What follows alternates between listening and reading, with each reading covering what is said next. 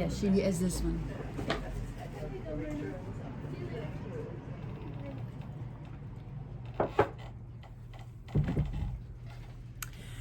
Oh, okay. What a morning we are having. So, or I am having, or all of us are having.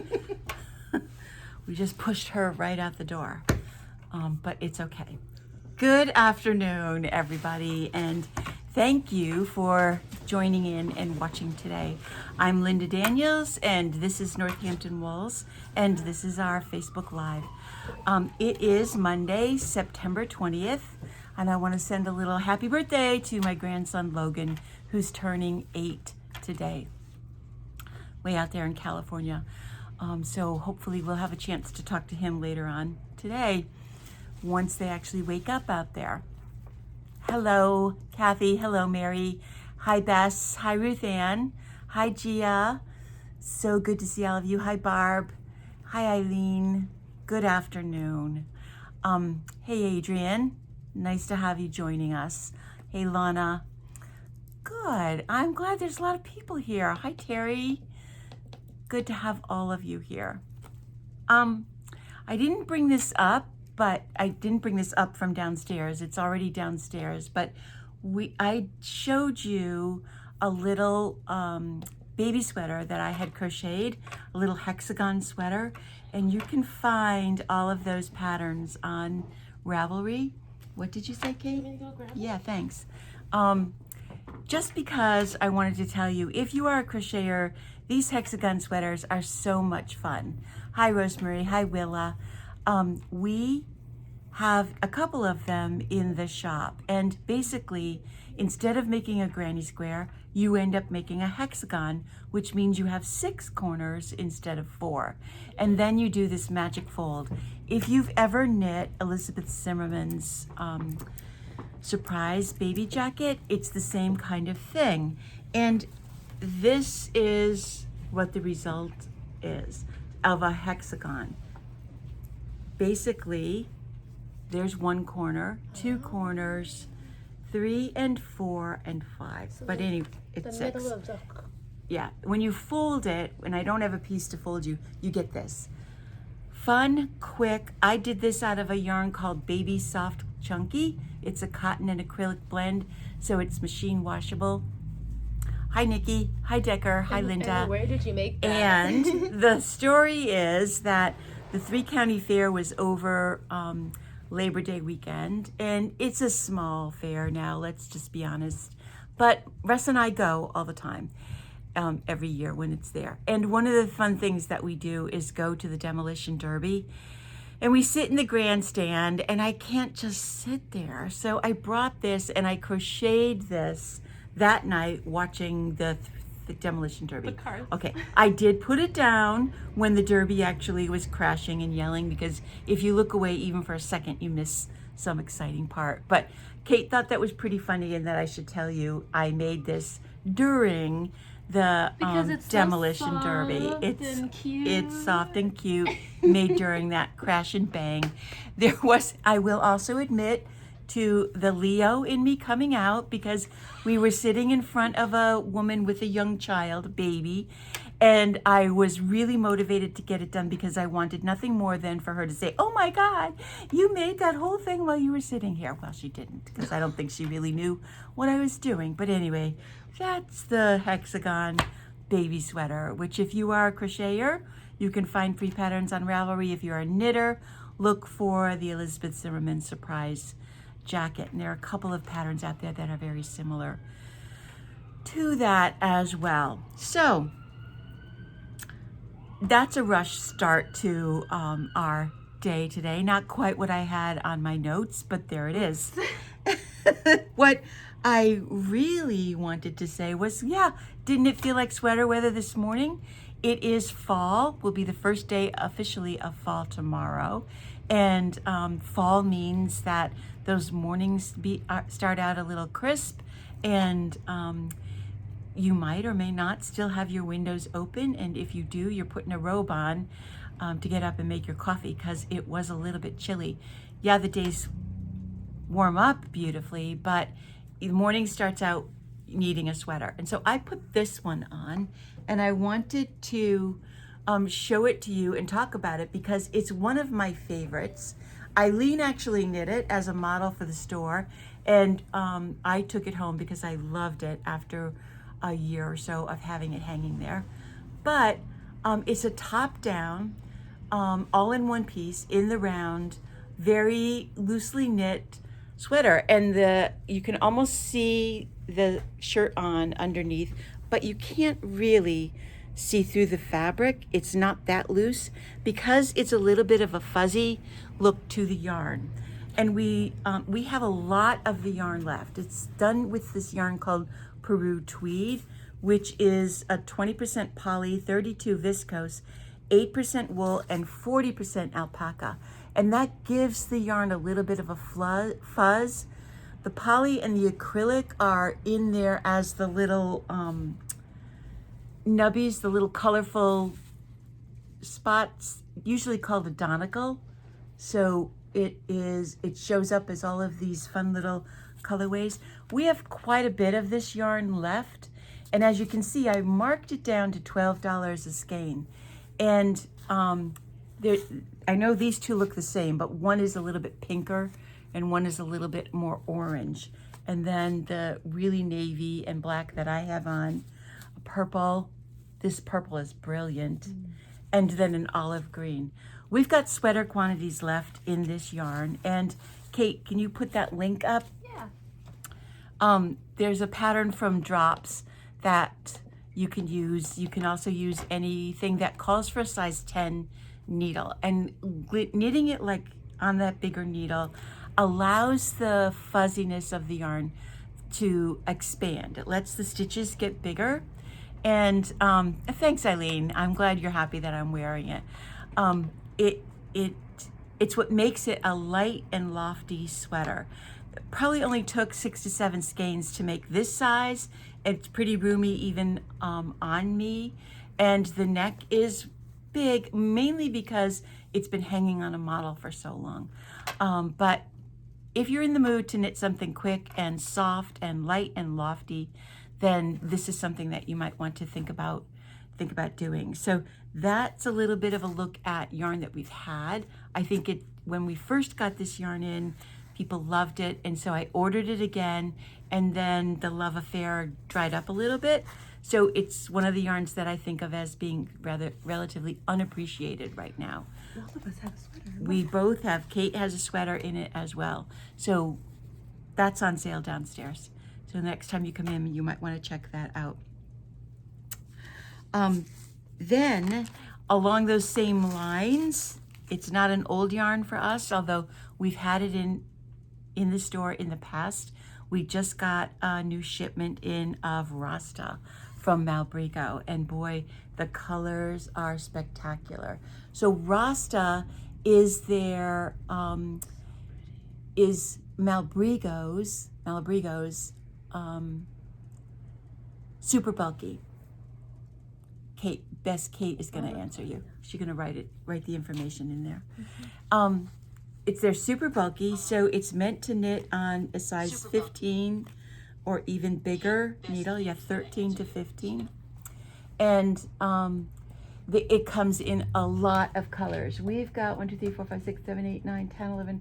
We've got almost 20 different colors in it. And some of them, look at that combination, are brilliant.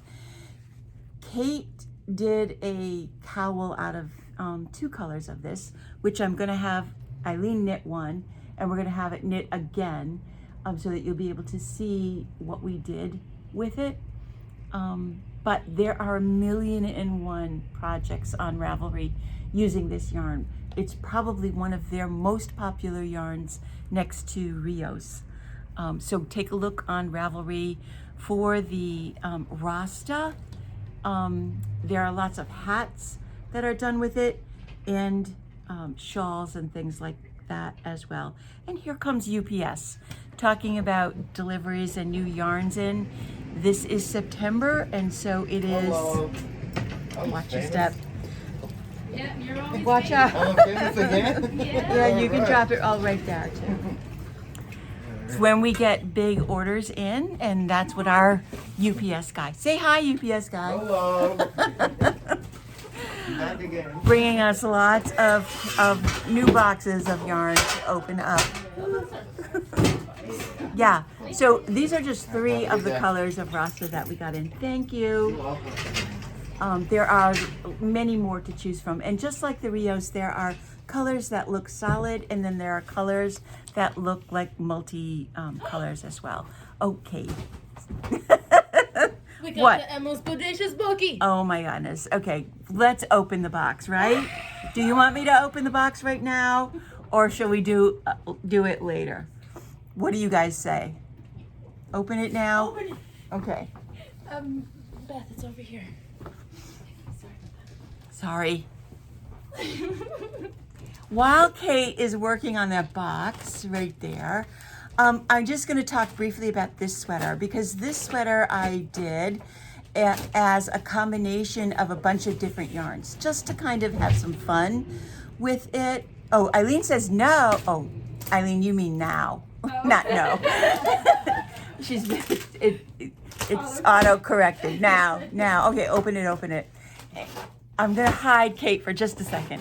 So this is a collection of different yarns that we've had in the store for a while, but I saw this colorway online and absolutely fell in love with it. And so I created this quick little sweater. So when I put together the pattern, I'm going to be telling you how I combined yarns to go into it. But now this throws our whole schedule off. We have gotten in a new yarn from Emma's Yarn, and Emma is that young woman from Florida. She was 15 when she started dyeing yarn, and she has since built this fabulously successful hand-dyed yarn dyeing company, and involved her entire family.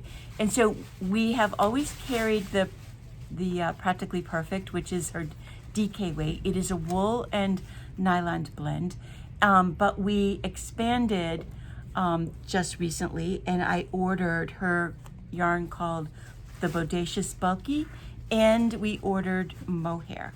And so Kate is opening the box. I don't even know how to do this. Oh I'm my so goodness. excited. Oh my goodness.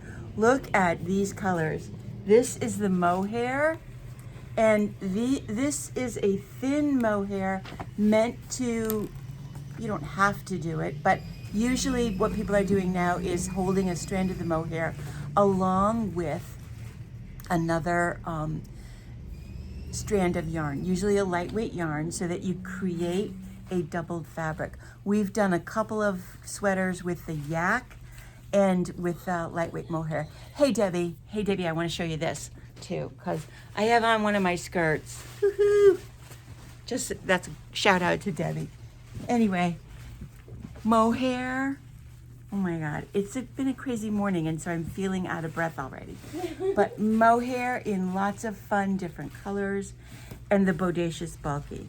This yarn feels wonderful. It's really pretty. This is 100% superwash merino, 106 yards in a 100 gram skein. So let me take a breath and calm down for a second.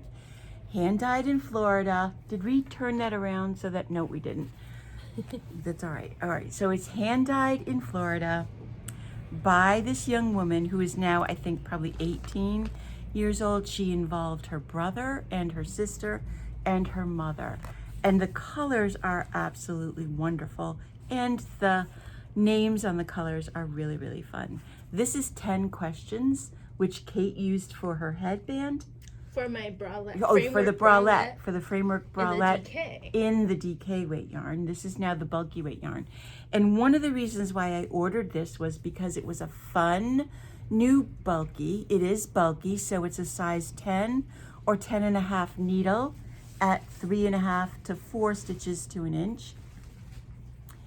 I am going to take a skein of this home tonight and make a pair of mittens, because I want to do a basic mitten class in a bulky weight in some really fun, wonderful colors.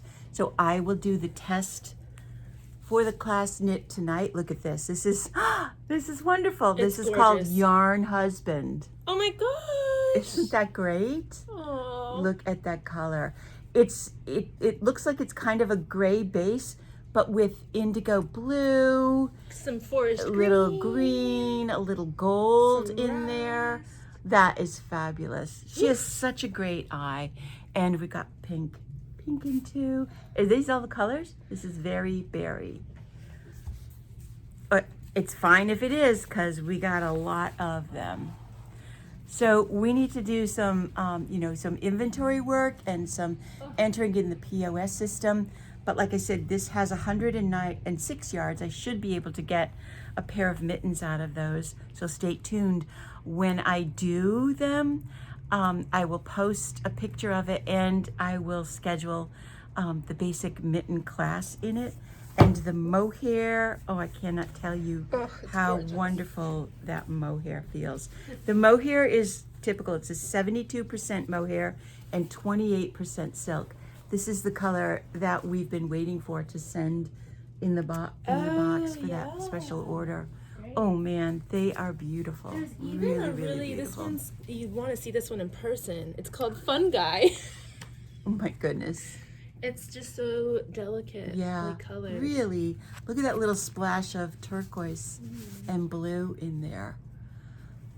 Oh man, we are gonna have such a great fall. So much fun. So many new yarns coming in every single almost day. We are expecting some really big orders, things that we have been waiting for, and things that companies are still waiting for. I called the other day to Trendsetter to see where our big Trendsetter order was, and she said they're waiting for a canister. Is that what they call it? I don't know. It's not a canister, but something to be unloaded. A shipping container? Yeah, a container. They're waiting for a container to be emptied. A fun dye, Bess. Yes. Although fungi would be a great name for a color as well. Yeah, this blue is fabulous. Look at that. Oh my gosh. Oh my gosh. All right. So that's just one of those boxes. We didn't open any of the others. No. Not gonna. You have to wait. So we got in the Rasta order, but we also got in another brand new yarn that I did not do a box opening video of. I've started to carry the Quince and Company, and we've had in the Owl, which is, Kate, can you, I guess the sweater's right in the way. Can you see, Kate? Yeah. So the Owl, which is that Fair Isle sweater in the gray, and we got in the Puffin, which is the orange sweater next to that. And I did a little shot of the linen, which is the pink top right there. And we're almost out of that. And that's not a yarn that we're going to carry through the winter. What we have in stock is it. So there's enough of some of the colors to still make something out of. But it is an all linen. And so we probably won't get more of that until spring. But what I did get in was 27 colors of their yarn called Lark. It's a worsted weight, 100% American wool that is not machine washable, which means that it doesn't have that limpy, soft, springy feel. It has a very spongy, dry, I'm going to call it, kind of feel. Yeah. But it's not an itchy wool. You need to knit with this to really appreciate it. But if you are tired of all of those superwashes and looking for something a bit more authentic without actually going back to like Candide, this yarn is it. It comes in a 50-gram ball. Like I said, it's 100% American wool. There is about 134 yards in the skein. It's what they call a round spin. So the yarn itself is very, very round when you look at it. What does that mean? That means that you can really push this yarn and knit on a larger needle than you would expect. So I was able to start working on the sweater called Gretel. Here's the pattern. It's a Pam Allen design, and Pam Allen was the founder of Quince and Company. And believe it or not, that sweater is knit with the Lark on a size 10 needle. And that's what I'm doing. I am knitting the Lark on a size 10 needle, and this is what I'm getting. Look at that stitch definition. Isn't that beautiful? Mm-hmm. Doesn't that look terrific? I love these knit and purl patterns. They're so satisfying because they're so easy, but you get, oh, we're getting a little bright. There's a, ow, never mind. It's gone. They're so easy to do, but they're so dramatic, and they look so good. So I am into the third skein already. The pattern says that it's going to take about 9 to do about a 40-inch bust, and the yarn is $13 a skein if you're interested in it. But like I said, Kate didn't even bring them all over. We got 27 colors in. This yarn is going to be fantastic for color work as well. Lots and lots of top-down Fair Isle yoke sweaters.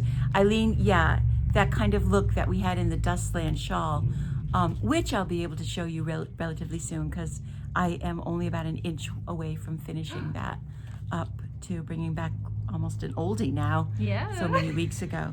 So that Lark is the name of the yarn. That's our newest yarn in this week. And oh, I know what I didn't bring over. The Shetland books, the Selbu books. In addition to that, now it's been a really long time since I have ordered books because Amazon and, you know, people aren't buying as many books. But when I saw these, I knew I had to have them. We've just got a couple of copies of each one. And if you are into traditional historical knitting, you will want to at least come and take a look at these. This is Selbu mittens, and all of the designs and mittens are historically featured in this. They've done gloves and mittens, and this is a real trip down a traditional type of knitting. They do have the basic knitting patterns in here, but they've done an excellent job of the history of where these mittens came from, why these mittens and patterns were made, with some older photographs. This was another one of those not just traditional knits, but a real business. Women were hired to knit mittens, and then they had to make them that met specific specific measurements. They had to be done out of specific yarns. It is a very lightweight yarn, and one of the traditional yarns is called Rama, and we are going to get some in so that we'll be able to do a class in these. Now, you don't have to just make the mittens. If you are looking for inspiration for pattern stitches, you've got 1,000,001 charts to choose from. And these charts will work on any gauge in any yarn. Kate, put your mouth back together, because this is the kind of thing that Kate and Patrick, remember Patrick's sweater from last week, would drool over. Oh my God. Here's tons of short row pattern stitches, great for borders. I think I'm or to add a little thing. So this is the mitten book, and in addition, there is just the Selbu patterns. This book also is filled with an entire section just about the history. And the pictures in this book are worth the book alone, because they found tons of actual photographs of people wearing these traditional knits. These are patterns that they used not just in mittens, but in sweaters as well. And it's just, the whole first part of the book is just about the history of these sweaters. That's a really famous one. Yeah, exactly.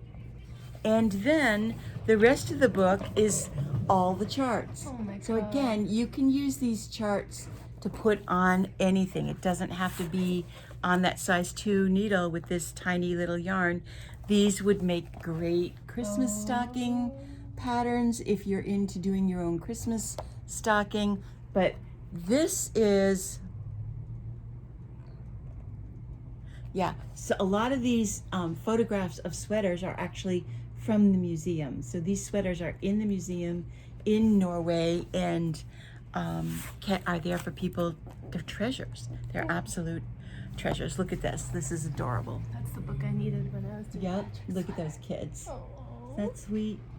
All right. So I get it. These books aren't for everybody, but if you're a collector, if you love traditional knitting, if you're interested in this multicolor knitting, then you might want to think about these books. I am going to do a class, a mitten class, and we are going to do an authentic one so that it will be on little needles.